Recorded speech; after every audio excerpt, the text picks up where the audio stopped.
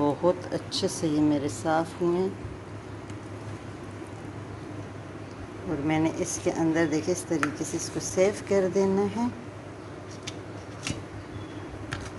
बिस्मिल्लाहिर्रहमानिर्रहीम। अस्सलाम वालेकुम वीवर्स, कैसे हैं आप सब? उम्मीद है खैरियत से होंगे। मैं भी बिल्कुल ठीक ठाक हूँ, अल्लाह का शुक्र है। और आज मैं जिस तरीके से ब्रेन को साफ़ करने जा रही हूँ, मतलब है कि मगज़ को, तो वो आप लोग के साथ शेयर करती हूँ। तो इसका बहुत ही आसान सा और बहुत ही ज़बरदस्त सा तरीका है। जिस तरीके से मैं करती हूँ, सबका तरीका अपना अपना होता है, लेकिन मैं जिस तरीके से करती हूँ इसको मैं पहले थोड़ी देर के लिए फ्रीज़र में रख लिया करती हूँ कि ये अच्छे से बर्फ़ बन जाए। और फिर ये देखें इस तरीके से मैंने इसके ऊपर थोड़ा सा पानी को छोड़ देना है। और इसके ऊपर जो जेली होती है ना, रेड वाली, जो रेड सी, तो वो मुझे बिल्कुल निकाल देना है इस तरीके से। और इससे क्या होता है कि हम जब ये ठंडा होता है तो ये टूटता नहीं है। जैसे ये ब्रेन बहुत नाजुक होता है ना, तो इसी वजह से ये टूट जाता है। और देखेंगे अच्छे से साफ़ हो जाता है। इसमें बस आराम से ऊपर से एक जेली नुमा, जैसे अंडे को हम तोड़ते हैं उसके ऊपर छोटी सी वाइट कलर की जेली होती है, इसी तरीके से इसके ऊपर भी रेड की जेली होती है। और ये मेरे बिल्कुल भी साफ़ हो चुके हैं। और फिर मैं इसको इसी तरीके से चन्नी में डाल लिया करती हूँ और थोड़ी देर के लिए रखूँगी। और देखूँगी भी अगर कहीं एक आध रह भी गया हो ना इसके ऊपर कोई जेली वगैरह, पहले तो रही नहीं है। मेरे हिसाब से मैंने इसे बहुत ही अच्छे से देखे वॉश किया है। अंदर तक ये बिल्कुल ब्रेन का ये होता है ना, देखें अंदर तक ये खुल जाता है। और ऊपर से जैसे हम जेली आहिस्ता आहिस्ता से हटाते हैं तो अंदर तक ये बिल्कुल साफ़ क्लियर हो जाता है। और बहुत ही ज़बरदस्त सा इसका कलर नीचे से देखें इस तरीके से निकल कर आता है। तो इसे हम लोग आराम से नाश्ते में बहुत ही यमी लगता है और बहुत जल्दी से भी ये बन जाता है।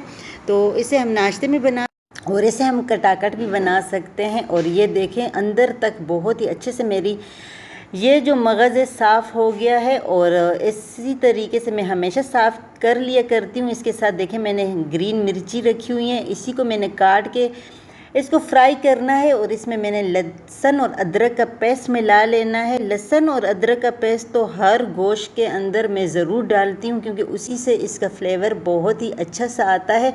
आप लोग डालते हैं या नहीं तो मुझे कमेंट्स करके ज़रूर बताइएगा। मैं तो गोश्त और दाल और सब्ज़ी तक भी मैं डाल लिया करती हूँ, क्योंकि मुझे लहसुन और अदरक के बगैर खाना अच्छा नहीं लगता। तो ये देखें बहुत अच्छे से साफ़ हो गए हैं। इसको मैं अभी बनाऊंगी थोड़ी देर में। और मैंने इसके साथ ये ग्रीन चिली भी रख ली है, लेकिन अभी फ़िलहाल मैं इसको कंटेनर में डाल के फ्रीज़र में रखूँगी, क्योंकि गर्मी बहुत ज़्यादा पड़ रही है। और थोड़ी देर बाद बनाऊँगी तो ये बाहर ये ना पड़ा रहे और ख़राब ना हो जाए। तो बस इस तरीके से मैं हमेशा मगज़ को इसी तरीके से साफ़ कर लिया करती हूँ, जो कि इस दफ़ा मैंने आप लोगों के साथ भी शेयर किया। मैंने सोचा अपने व्यूवर्स को भी दिखाती हूँ। जिस चीज़ से मुझे फ़ायदा होता है तो यकीन करें मैं वो आप लोगों के साथ शेयर करती हूँ। उम्मीद है वीडियो पसंद आई होगी। पसंद आए तो लाइक शेयर और सब्सक्राइब कर दिया करें।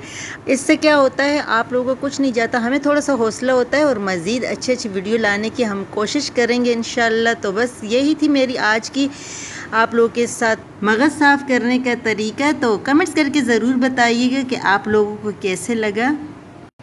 ये मैंने ले लिया है और इसके अंदर मैं इसको डाल लूँगी। जब पकाना होगा फिर मैं इसको पका लूँगी। ये देखिए बिल्कुल अंदर तक साफ़ हो गए, ब्रेन बिल्कुल अलग अलग हो गए। सब चाहूँगी इजाज़त, ढेर सारी दुआओं के साथ। जहाँ रहो खुश रहो, हंसते मुस्कुराते रहो, खुशियाँ बांटते रहो। फिर मिलूँगी किसी और वीडियो में, तब तक के लिए अल्लाह हाफिज़।